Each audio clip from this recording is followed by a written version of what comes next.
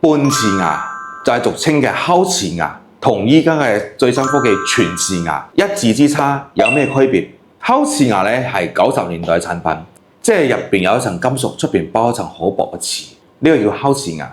佢係以前咧技術唔係好發達嘅情況下咧比較通用嘅。佢嘅優勢咧就係堅硬，價錢平。但係咧佢有個缺點就係用嘅時間長咗之後咧，佢會令到牙齒同牙肉接觸嗰個地方咧會發黑。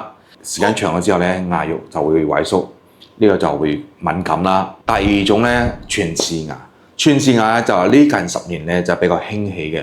佢成隻都係鑄瓷嚟嘅，成隻都係瓷，佢入邊冇金屬，佢唔會好似烤瓷牙咁去。如果萬一以後要照 X 光啊、磁力共振，醫生有可能去叫你去牙科拆到佢，全瓷牙都唔存在。因為佢成隻都係瓷嘅，佢兼顧咗美觀同埋硬度。有啲全瓷牙嘅硬度咧可以達到1400甚至1500 mPa。所以呢個建議大家咧，如果有條件嘅情況下咧，盡量都係選擇咗全瓷牙，因為美觀、顏色、硬度嚟講咧，或者使用壽命嚟講咧，全瓷牙係至靚嘅。